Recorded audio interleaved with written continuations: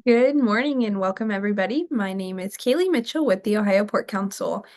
At Ohio Pork, I have the honor of working with and on behalf of Ohio's pig farmers, like the one we'll be visiting very shortly, to help them on their mission to provide safe, affordable, and nutritious pork products while also taking great care of the pigs, people, and planet while doing so. We are so glad that you have joined us today for a live virtual tour of a pig farm with Farmer Veronica, where she will share how she cares for her pigs every single day while also working to protect the environment. Before we go out on the farm, I would like to take care of a couple housekeeping items so you'll know how to interact with us this morning. We want to make today's event as engaging and interactive as possible and encourage you to submit your questions to ask our farmer. If you're joining us via Zoom, we invite you to submit your questions to us at any time throughout the trip by clicking the Q&A button found at the bottom of your Zoom window. We will try to have our farmer answer as many questions as possible during today's field trip. We're also live streaming this trip to YouTube, and if you happen to be watching us there, please note that the live chat function has been turned off to allow the video to stream without restrictions on your school devices, so you can sit back and enjoy the program.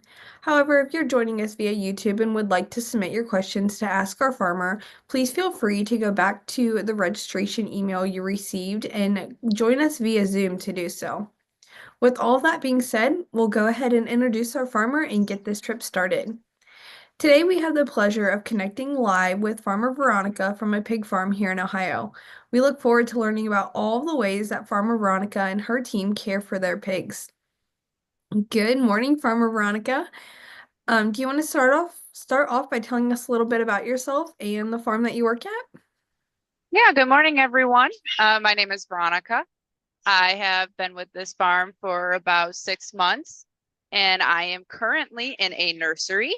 And so a nursery is the stage after a farrowing farm. So when they were with their mom or a sow, so they spent some time with mom, and then they come here to my farm.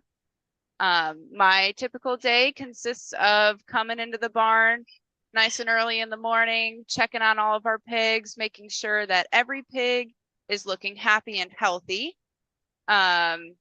So to get into our barns, we have to shower in. So we have some lines of separation and biosecurity protocols that we take in order to even get into the barn in the morning. So I have to take a shower and leave all of my street clothes out in a certain section, and then I shower through and I get these farm clothes on, and then I'm allowed to come out through the barn where we have separate shoes even dedicated for coming out into the barn. So after we shower through and get through all that, I get to come out into the barn and make sure all of our pigs are looking good. So my typical day is looking, let me see if I can flip, is looking at everybody and making sure that all of the pigs are all getting up, they're all looking good. I'm responsible for treating any of these pigs. So if we see anyone who might not be doing too well, then we will identify that pig and make sure that they are getting medicated. Another thing that we always look for as care for our pigs is in this feeder. So this is a feeder. You can see there's a lot of food at the bottom. We feed them at all times, so they always have access to their feed. We have a corn soy diet. So you can see all these little flecks of corn in there. We feed them this corn soy diet because that's the ingredients we have available to us in this region. And same with water. We always want to make sure that they have free access to water. So this is their little water cup, and all they have to do is come over here, click, and free water. So our water is piped out through the whole barn and the whole system, and everyone has a cup. So it just comes all the way through in every pen. So everyone always has water. So those are kind of the main key care steps. That is the biggest part of my job. Another thing that we'll check is to make sure that temperature is right in the room. So I mentioned that these pigs have been at this farm for 30 days. They are about 50 days old in total, and they're weighing about 40 pounds. So on average, these guys are eating about 1.5 pounds a day. So 1.5 pounds per pig. So I want to make sure that our feed system is working. And because of these guys' age, this room temperature right now is about 72 degrees. So we're staying nice and warm in this winter time. We have a nice cold day today. And so we want to really make sure that these rooms and our whole barn is staying at proper temperature. So what we have in our barns is heaters. So we have a heater in the back of the room, and we'll have another heater in the front of the room. And in order to make sure that the rooms are at proper temperature, we have some nice technology pieces that can help us monitor. So these are little sensors in every room, and they read the temperature all the time to make sure that it's at a set point. So the temperature that we want it to be at, it will make sure that that is there. And when it falls below, those heaters that I showed you will kick on. And if it gets too hot, we have fans in all the rooms. So you can see this fan over here is fluttering a little bit, so it potentially could kick on. And then if we need some more cooling and to help keep ventilation all circulating, we have these inlets up top. So I always am checking all of these pieces in our room to make sure everything's properly functioning and making sure that these pigs have good quality air and ventilation.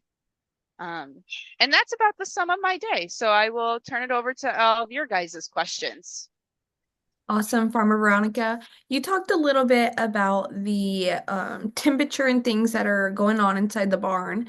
Talk to us about a little bit more in depth about that. You know, it's a pretty cold day here in Ohio, so what's the temperature truly like in that barn for those pigs?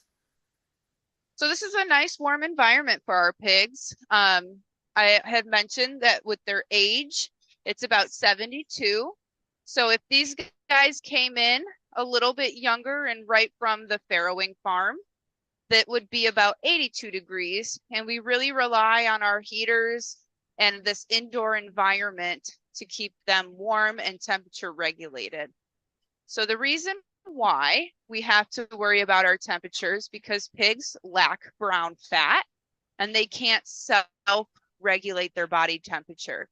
So humans, we have brown fat and that helps us, you know, regulate our body temps, and they do not. So some things that you might even see in here is you can see this pen across the way. They're all kind of snuggling together. That's kind of the pig's natural way of keeping each other warm. So because we're indoors, you don't see everybody in there doing that. Everyone's up and around. They're pretty comfortable right now. It's some people or some pigs are ready for their afternoon nap. So that's why we're seeing a lot of these cuddle moments. But here you can see others are up and active. And that's just because we have a nice temperature for the age of our pig in this room. Obviously, this is an indoor barn. And so that really helps us keep our temperatures nice and warm, especially on the snowy kind of day. Awesome. Thank you, Farmer Veronica. I don't know about you, but I'm kind of dreaming of those warm summer days that we had this past summer. Talk to us about what the temperature would be like in the barn on one of those nice 85-degree days we have here in Ohio. Yes. So when it is nice and hot out and we're enjoying it, these pigs might not be so much. So I mentioned that, you know, the little guys are really enjoying that 82-degree weather. So we won't have too much craziness happening on in the farm. But a pig's at these age liking it at about 72, and if it's 85, then we'll need to start cooling down the barn. So you can see this big fan, which is winterized right now. We have a fan in the back, and we have about 3 more fans all lined up on the wall. So these fans will kick on as the temperature rises and keep the pigs and the barn cool. And again, that's done through those sensors that I mentioned. So the same sensors that read for the heater also read for our fans. So we have them stationed in about the middle of the room, and those fans will kick on as the temperature rises. Another way, we don't do this at our farm, but another way that we can keep pigs cool is by using a misting system. So some sow farms where they have a little bit more individual kind of settings allow a little drip system of cool water to help keep those girls nice and cool. So our primary system here is our fans as well as those inlets. So those also allow for some ventilation and helping us controlling the temperature. All right, thank you, Farmer Veronica. We've had a few questions come in from our classes that have joined us live this morning. One of these classes would like to know how you got your start in the pork industry as a pig farmer. So I got my start just by kind of interest. So that's where it really started. I'm originally from the city of Chicago, so I had absolutely no background in this whatsoever. I just had a couple of pigs that someone allowed me to do fair projects with, and I followed it kind of ever since then. I enjoyed working with pigs. I think they're really stinking cute. I think they're very fun to work with. And so I decided after high school to get my bachelor's in animal science. And then I continued on my education, getting a master's where I focused in swine nutrition. So I've really come to enjoy this job because one, pigs are fun to work with.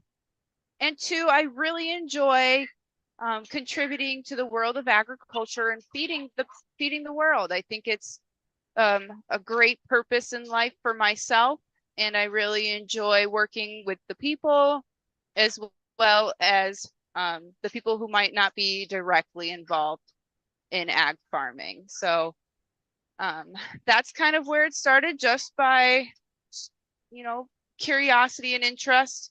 And I really enjoyed the career that it has given me this far.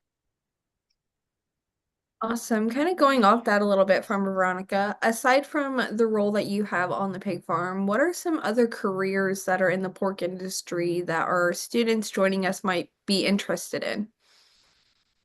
Yeah, so if you are interested in working with pigs on a daily basis, obviously there's a job like mine out here for everyone.